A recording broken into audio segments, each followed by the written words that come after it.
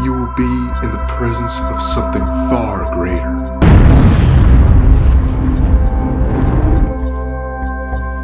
He's not well.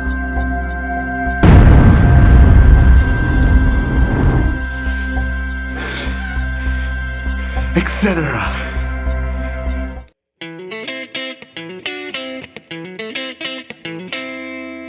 Hello people of the Earth, stars, Venus, and Mars. My name is TimeLord1452 and welcome back to my channel. And today I'm going to be reviewing Split. So this movie stars James McAvoy and is directed by M. Night Shyamalan. But wait! This movie is actually pretty good. So in Split, James McAvoy plays a man named Kevin who has a very interesting case of dissociative identity disorder by which he has 23 separate personalities inside his head. One of his personalities then kidnaps 3 young girls, just as a 24th personality is about to awaken called the Beast. So first off, let me say what is really good in this film, and that is James McAvoy. He is incredible in this film. How he's able to just jump personalities so quickly. It's just an amazing skill McAvoy had in this film. Because he isn't playing a single person. He's playing a person who has many different personalities. Now, technically, although they say that there are 24, they only show about 6 or 7. And even then, you only get as much detail for about half of them, which is Dennis, Miss Patricia, Hedwig, and the Beast. Kevin actually reminds me a lot of the main villain in the 2nd season of Psycho-Pass, if you've ever seen that anime. The only one I will complain a little bit about is Hedwig, who is the personality of a 9-year-old boy. Now there are several reasons this character was, though interesting, did bother me a little bit. The first of which was that this character is a comedic relief. There are actually several instances when I was in the theater that while Hedwig was talking, the entire theater was laughing, which I feel wasn't really the best thing for a thriller, drama, horror. By the way, there's no horror in this. But also because even though he's said to be a 9-year-old boy and does do things that a 9-year-old boy would do, but then there are other instances where he acts a bit more like a 5-year-old.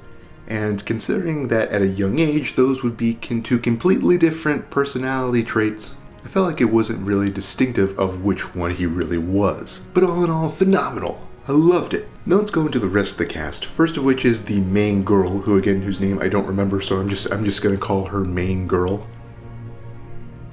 Shut up.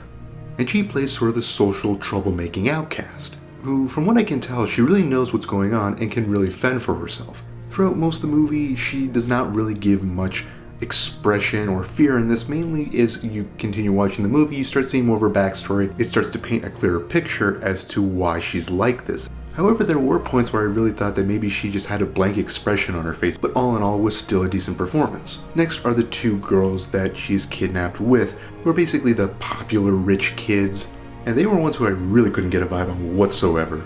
I mean, it really felt like they were kind of changing between wannabe MacGyver and, prissy popular girl, so I didn't really feel like it was the best performance at all. In fact, I'd probably say those were probably the 2 worst performances of the movie. At the same time, this movie doesn't really have a very big cast, so next on the cast is who played Kevin's therapist. Now I thought she actually gave a pretty good performance. She seemed very believable as a therapist, and was someone who really tried to handle Kevin as best they could. After all, he's someone with 23 different personalities, and each one she had to learn a lot about and how to handle each one, and I thought that was portrayed very well. So next, the story in general, which I thought was really good. It was very gripping. I will not say it so much as kept me on the edge of my seat. I will say it definitely kept me glued to the screen. I didn't want to look away. I love the soundtrack to this. I thought it matched really well. It was something that really sucks you in. Now there were a few things about the story that I did have problems with. One of the biggest things was unnecessary scenes. Now, of course, this is a Shyamalan film, so there are certain things that he's always going to have in his films. Whether it's flashbacks or character interaction, there are some scenes in there that just not only felt like they were unnecessary, but didn't even grip or have any emotion to them. One scene including where there's a woman who's staying at the therapist's place, and she's never mentioned again for the rest of the movie, and I don't know who she is, they never say, and she's just kind of really unnecessary. Another part is during the main girl's flashbacks to her childhood, where it's just one of these guys, he's just standing around, he's holding a gun. And of course, when you see the flashbacks that are leading up to this, you really see that this is a very unnecessary scene. And considering it lasts like maybe 5, maybe 10 seconds, it just feels like a waste of time. By the way, one little not so relevant spoiler is that Shyamalan does make a cameo appearance in this film, and it involves hot wings. Hey, look at it this way, at least it's not hot dogs. What?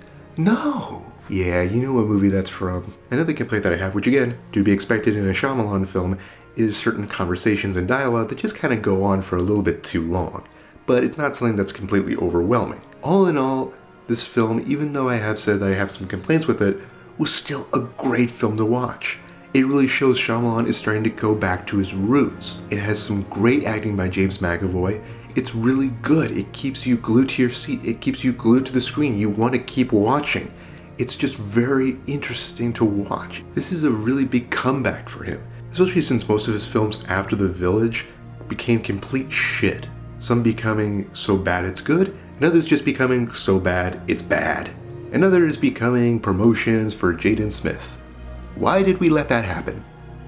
Shyamalan, why did you let that happen? So, all in all, I have to say that Split bent the nail. Careful next time. Guys, thank you so much for watching. I'm really sorry I haven't been able to produce the amount of reviews that I really wanted to, as I've only been coming out with maybe one per month. I'm currently going to film school, and I've been in classes that have had some pretty long hours, so I very much apologize. But starting today, I will be trying my hardest to push out more videos. 1, maybe 2 per week, if I can. The next review I will be doing is Sing Street, and then after that will hopefully be a review of a recently canceled TV series that I very much love and deserves a lot of recognition, so I hope you stick around to watch that. And if you like this review, break that like button in half, subscribe right here to see more, and until next time, I hope you have enjoyed. Allons-y.